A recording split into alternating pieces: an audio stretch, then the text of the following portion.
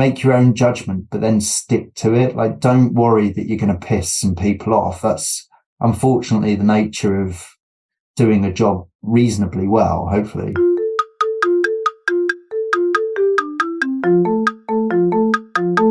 Hi, before we get to this week's podcast, I'd like to tell you that Automated Creative are releasing a book called How to Make It in Marketing, Volume 1. It is a collection of the best marketing career advice we've had from over 200 episodes of the Shiny New Object podcast. You'll hear from some of the biggest, brightest and best names in the industry telling you how to grow your career. You can reserve yourself a copy at this URL. So get your pens out. It's bit.ly, so bit.ly/make it in marketing. So that's bit.ly, bit.ly/make it in marketing. But the make it in marketing bit is in capital letters. So bit.ly/lowercase, and the rest is make it in marketing, uppercase. I think you should get your heads around that. And enjoy. It's a great read.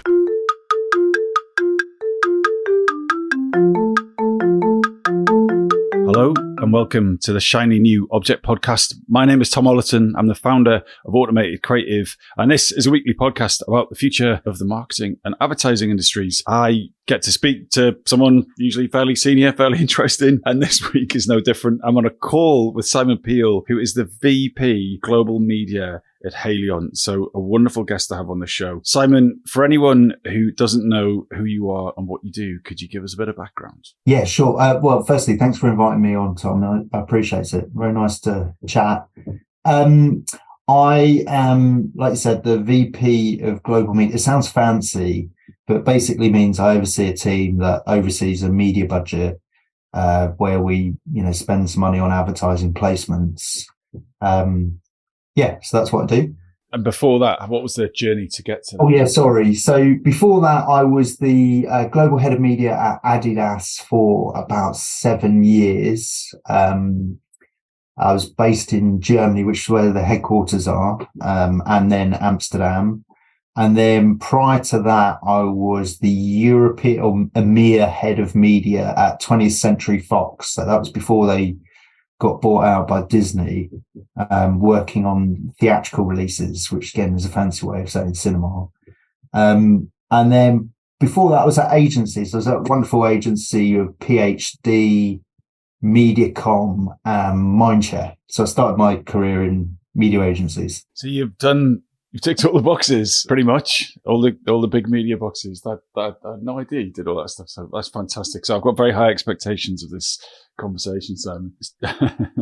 So first up, what is the marketing book that you refer to most often? Yeah, good question. So there's a couple, and I know I'm probably not allowed to say that, but the obvious ones that I guess everyone refers to, like How Brands Grow by Byron Sharp, The Long and Short of It by Binet and Field, and there's a number of others. By the way, I love Binet and Field, and my favourite one is actually Media and Focus, for, I guess, if you're the head of media, for obvious reasons.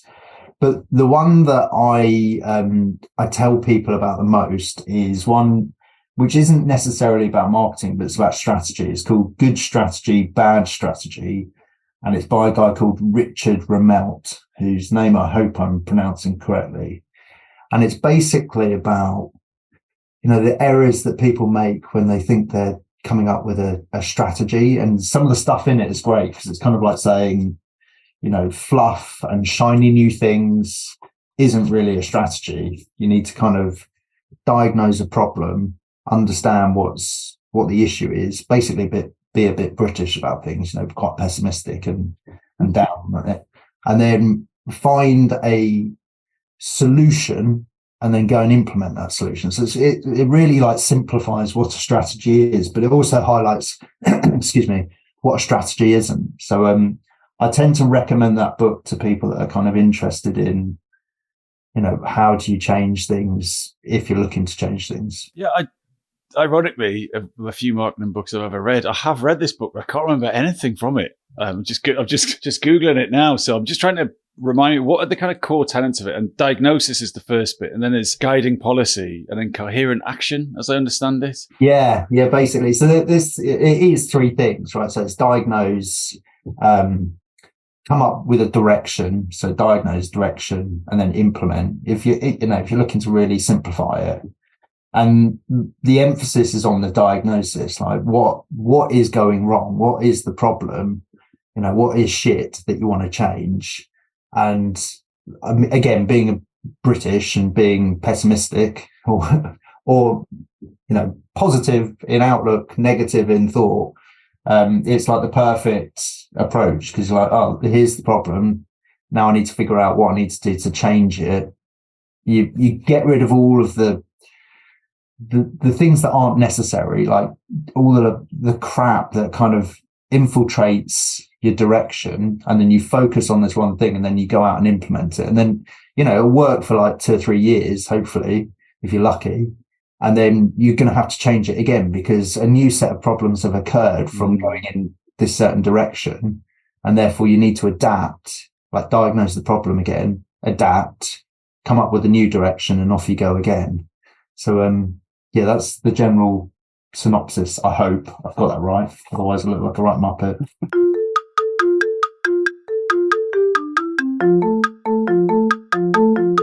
So that's the book you recommend. But I always ask guests, do you have a marketing tip that you share most often? So whether that's a junior member of your team or someone on your team who's not going in the right direction, you pull out this quote to inspire or fix things. I don't think it's a quote. One thing that recently I've been telling people, and I've been trying to heed my own advice, is, just don't listen to everyone, or listen, but you don't need to adhere to everyone's ideas and opinions, because if you do, you just don't do anything. You're so hampered by a shackle that, got all of these sort of conflicting ideas from different people that are holding you back. So it's good to listen to people and then make your own judgment, but then stick to it. Like, don't worry that you're going to piss some people off. That's unfortunately the nature of doing a job reasonably well, hopefully. So yeah, that would be the main thing, and also like try and keep things really simple. I think one of the best things actually in advertising, which kind of recurs when you read some stuff around it, is that there is this kind of tendency to overcomplicate things. I think there's actually something called the complexity bias, which is like human nature has this sort of need to complicate things to make us seem more intelligent than we are. And actually, certainly in advertising, the idea is to make something that is quite complex. You've got a problem or a business problem, and you need to make it as simple as possible so that people understand why they should buy a product. And I think that's always a good one. It's like, don't talk in corporate jargon, just try and simplify things and behave like a human being rather than some mumbo jumbo from corporate communications or whatever it might be. Yeah, I totally agree. And having worked at agencies for many years, it's just those decks that seem to have like a small novel on every page, and what we always try and do at Automated Creative is just take stuff out. Just if you can remove a word and it still makes sense, remove it and pull everything back to the core. And that's simple comes from drilling down from complicated, I think. But sometimes people don't keep going. They just go to complicated and stay there. Well, and that's it. I mean, particularly in corporate environments, like there's also this sort of desperate need to talk in acronyms, and like it's really interesting because it's so exclusive. If you don't understand the acronym, then you have to ask, and then you're going to feel like a clown in front of your peers. So it's almost like, if you know the acronym, you're really clever. And if you don't, it hampers your ability to be on par with people. So I think all of that sort of jargon and stuff, you just talk like a normal person, how you would talk to your family. I think you're going to succeed in terms of influencing people a lot more. And I definitely think that's true in advertising, like trying to have a really complicated message about why your product's so great. It's like, people don't give a shit, they're so busy. and they've got so many adverts hitting them every day, and brands trying to engage with them. Like they just don't. People don't care. Like I'm much more interested in my son playing a video game and whether I can play with him than if someone's trying to sell me something that it's got this unique selling proposition. Like if you just keep it simple, I think people are more likely to pay attention. Do you know what my favorite advertising acronym is? It's Go on. TLA. What's that? A 3-letter acronym. That's good. I'm going to start using that. Yeah. Thanks James Mitchell for that one.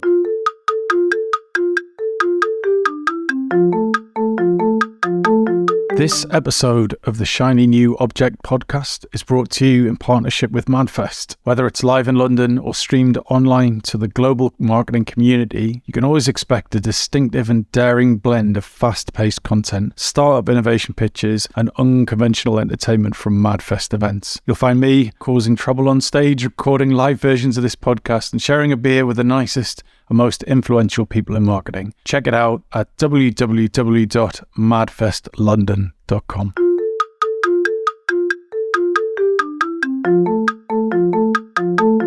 We're going to move to talking about your shiny new object, which is an interesting one. Your shiny new object is traditional media thinking, which from the outset doesn't sound like a shiny new thing at all, but I think that's your point. So can you help me understand why traditional media thinking is your shiny new object and why you think it represents the future of what this industry should be doing? Yeah, I've kind of thought this for a while. So I'm one of those Muppets that have got really deeply involved in certain areas like digital and when I was at Adidas, we looked at like programmatic advertising as a competitive advantage. This is like in 2014, so it was a while ago. And we knew that it was opaque and there was all this arbitrage and dog shit going on in the industry. So we were like, well, let's turn that weakness into a strength and let's go out and be really good at it. So myself and a couple of colleagues, we went after that, but we were also going after it as a representation of like how to do planning and media planning properly. As long as things are transparent, then, and you're not overemphasizing a particular area, then it allows the planners in the media agency and the creative agency to come up with the best idea and then implement the best idea rather than necessarily stick something in a certain area. And the reason we went into programmatic was just to ensure that it was transparent. It wasn't overemphasized. So we were trying to like make it transparent. It sounds ridiculous, but emphasize our approach on it so that we wouldn't overemphasize on it. I know that sounds daft, but hopefully you get the drift.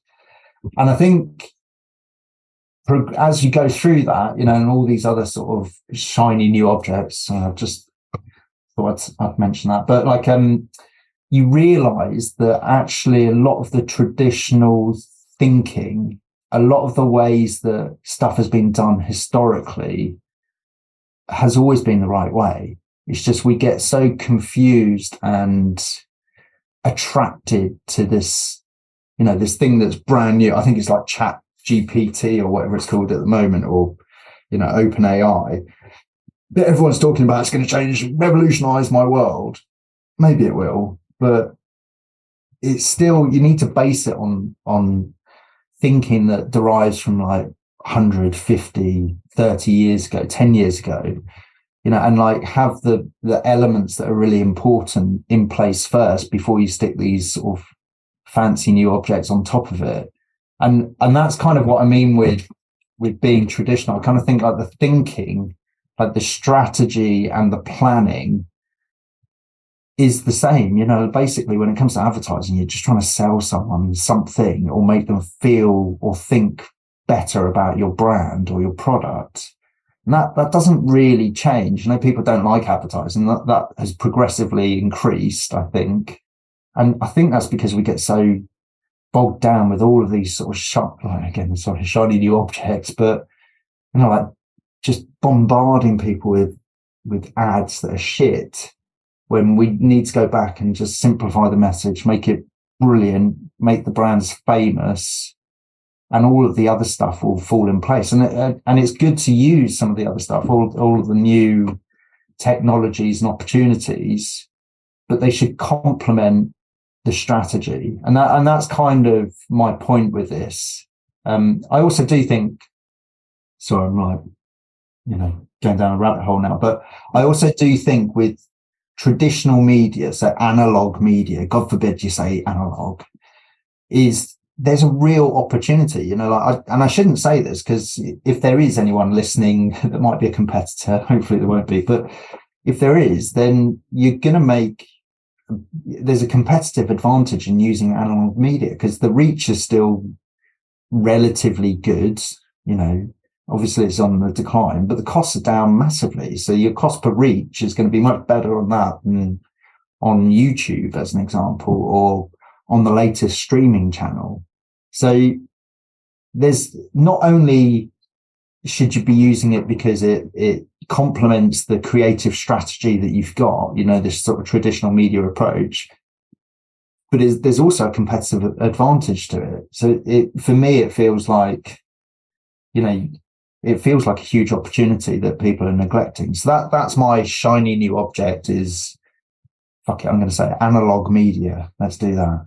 So my issue with this is that I agree, and that if you have a great placement somewhere, loads of people are going to see it, and the medium being the message to a degree. My issue with it is that if you're going for a solo message or a solo visual, fundamentally, most brands are going to guess what that should be, right? So like out of home, right? I think we talked about this called a big, 24 sheet, whatever you call them in Shoreditch. Someone's going to scratch their chin and go, this is the right image. This is the right bit of copy. They don't know that.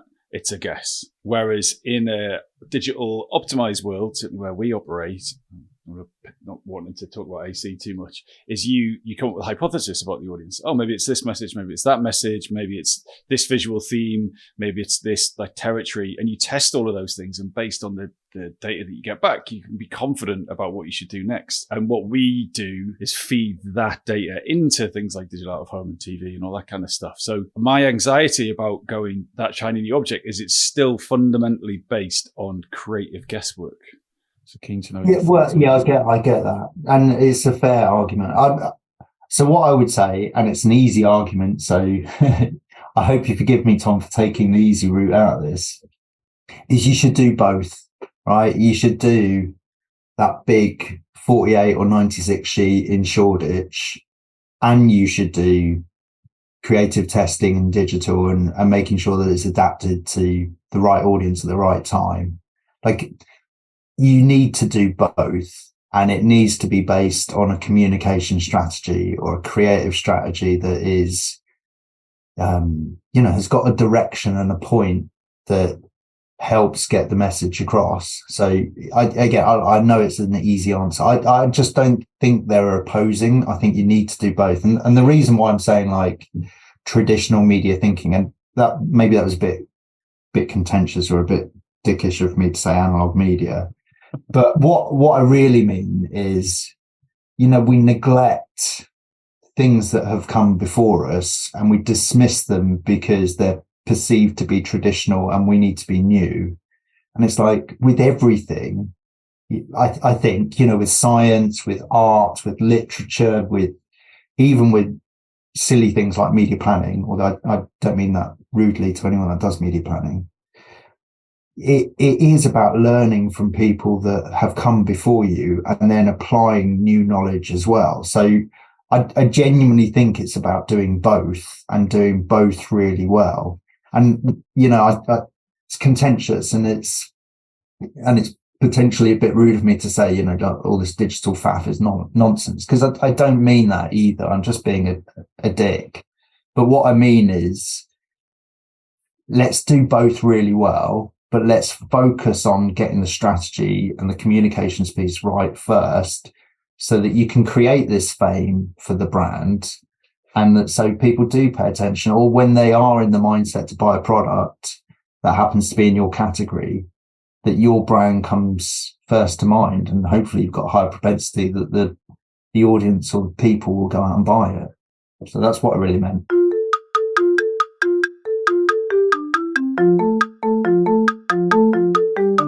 a really good example of sort of traditional thinking applied really well is I don't know if he's listened to this, but Gareth Turner, who's our old client at Weetabix, he did a post last year about the Muller Corner 24 sheets. And basically all it was just the entire placement was just a Muller yogurt corner.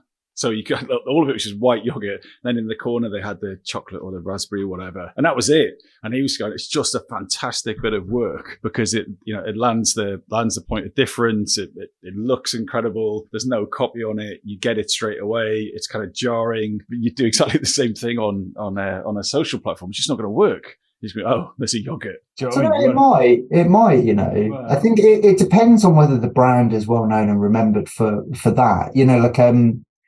I remember, I think I was at MediaCom at the time, and I worked on Muller.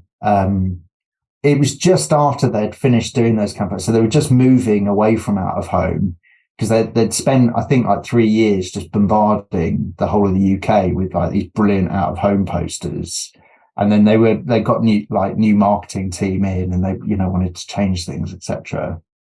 I think it was brilliant, it was based on the observation that out of home people only take a couple of seconds to look at it, and you've got to get the message across really quickly. And it was like a perfect representation of what the brand had been talking about for the last couple of years with their TV ads, which was like, with the Nina Simone soundtrack. And I think it's like I do think it could work in social if the brand still retains that high top of mind awareness, and people understand that the product is about this, lovely yogurt on one side and then this luxurious corner that you can put into it. I think it could work. So my theory for why the shiny new object syndrome gets the industry caught up is the fact that the industry needs to keep on selling itself to itself. So, you talk about how brands grow and Burnett and Field, and that's pretty solid science, right? That's marketing science. Oh, here's the quote I heard the other day. Like, all advertising is to make you feel a preference to a certain brand at the point of purchase. Like, that's the output of marketing and advertising. So that when you decide to make a purchase, that you feel more favorable about Adidas over Nike or Muller over own brand or whatever. So that science is so convincing, but the industry needs to keep on selling itself. And the only thing that it can do that's interesting is shiny new things, right? So you can't have the front cover of Campaign be, just do what worked 70 years ago. It won't sell any copies or get clicks, right? Where if it's like the metaverse is going to change everything, everyone's going to pile into that article because we're attracted by the new. And then you've got entrepreneurs such as myself, trying to make a buck with a new thing, right? And I need to convince the industry that my thing's brilliant and exciting and works, which it does. But I need to kind of say, look, this is more important than the thing that worked 70 years ago. But in reality, the old stuff and as you said, the psychology that drives brand preference and purchase isn't going to change. But as an industry, we have to create shiny new objects in order to drive the clicks that those individuals, titles or suppliers need in order to grow their own businesses. Yeah, I think that there's definitely something in that. There's this thing that I think is forgotten, right? Which a few years ago, I guess this must have been about 2019, maybe 2018. Burnett and Field did a presentation at the IPA where they're just publishing their book Effectiveness in Context, which was the fourth one I think they did together. And I couldn't go because I was sick, but a couple of the guys from my team, at the time I was at Adidas again, and a couple of the guys from my team went, and they told me one of the things that Peter Field said, which I love, and I don't know if it's true because I wasn't there, but basically was when branding is, so they were talking about the long and short of it, and they were saying, because there's that sort of generalized rule, which is an aggregated rule of 60-40. It obviously differs by category, country, time of year, all of that sort of stuff. But one of the things that Peter Field said was or it might have been Les, I don't know. When branding is easy, do activation. And when activation is easy, do branding.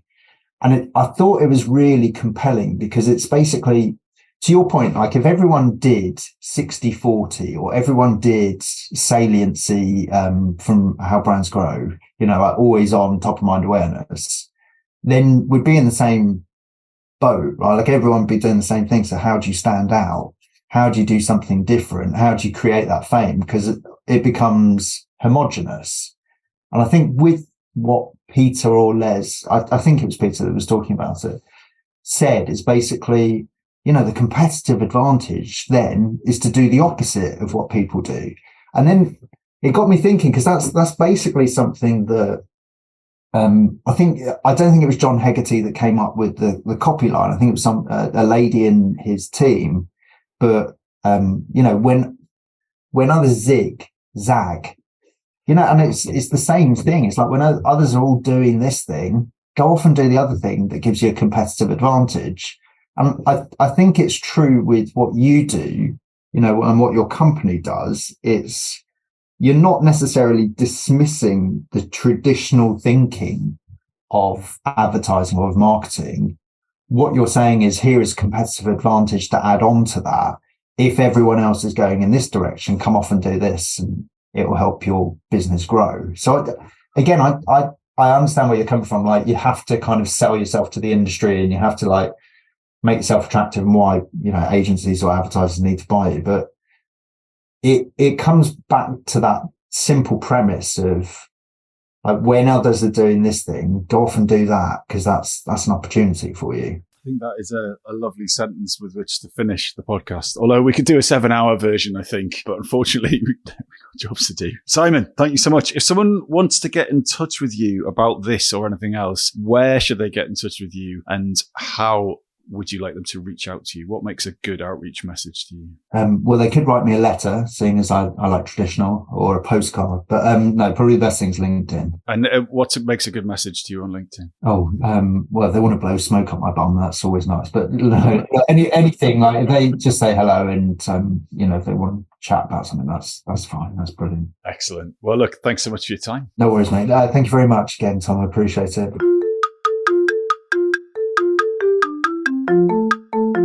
Hi.